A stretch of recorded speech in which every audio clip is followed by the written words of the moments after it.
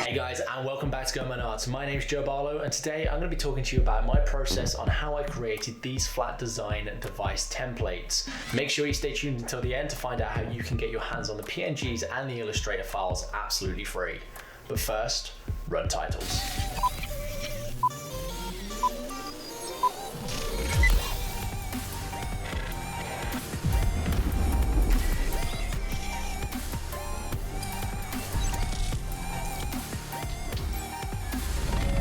So I began by creating a basic box and then changed the dimensions to a standard tablet size and scaling it to fit my artboard. I made sure everything was centered so it would fit nicely, and then I duplicated the box and scaled it up slightly to be the frame of the screen. I also switched the color up at this point. After that, I played around with the corner radius, finally settling on around 15 degrees. Next, I went about creating the camera, the speaker, and a button. For this, I made a simple circle and centered it to the top part of the frame. Then I moved on to the speaker, creating a thin rectangle the same height as the camera and rounding the corners off. I then grabbed these together and made sure they were aligned to the center correctly. After this, I moved on to the button. That was another quick circle that I adjusted the scale to fit the lower part of the frame. Finally, I duplicated the inner screen once more. This time I deleted one of the corners to get the split screen. For this, I added a gradient and then played around with a few settings before reapplying it to get this final look. Next, I moved on to the laptop. This, I created another rectangle with the dimensions of a basic laptop screen. I colored this in red at the beginning this time, so I'd be able to see that gradient later on, and then I duplicated and scaled this up to make the frame. I adjusted the height slightly so the inner screen would sit better within the frame, and then I added the 15 degrees of corner radius. I realized at this point that I didn't need the lower halves rounded, so I removed that, and then I went about adding a keyboard. For this, it was another simple thin rectangle, which I made sure was aligned and centered to the screen, and then I rounded the lower edges to give it this laptop look. After that, all that was left to do was the gradient and the camera, so I began with the camera by making another small circle and just centering it to the frame of that laptop, scaling it down slightly and making sure it fits nicely to the visuals.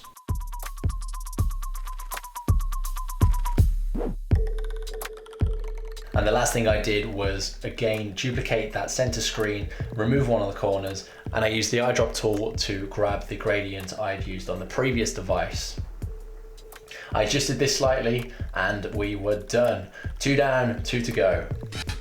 For the next device, I'm creating a desktop computer. I'm copying the design of an iMac, so I've copied the screen, deleted the keyboard, and then I've created a lower section, much like an iMac would have, below the screen.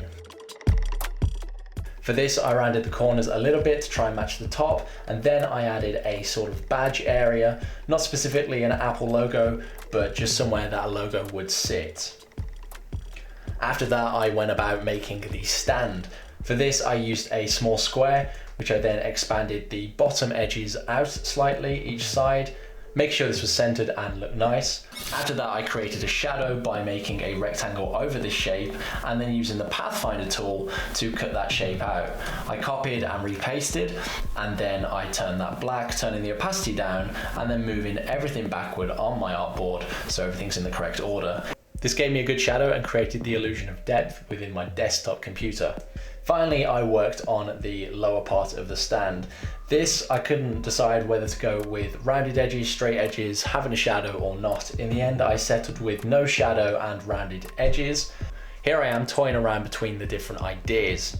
Finally, I scaled down that badge and adjusted the shape of that stand just so it looked a little bit nicer to the eye. The last device I created was a mobile phone. Originally, I intended this to be the size of an iPhone X, but it just seemed too long, so later on I do adjust the size. But for now, I carried on working through it as I have the others. I duplicated the inner screen and changed the color to create the frame. I then scaled up the vertical edges to give enough room for the camera and the button below.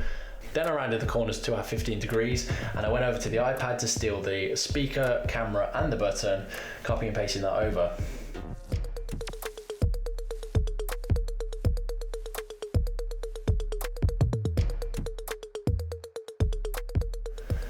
The next thing I did was place these where they belong, making sure everything is aligned once again and centered.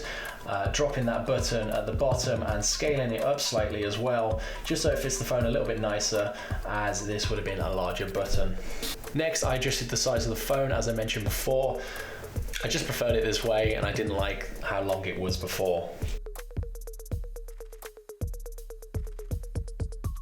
And that's the 4 basic devices complete. I did make some adjustments after finishing recording. I added some buttons to the mobile device. I also created a white version of the mobile device and a more modern iPhone looking mobile device with curved corners.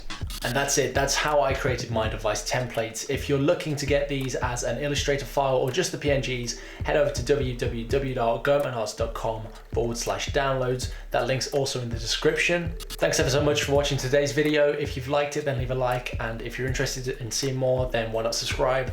Until next time though, goodbye.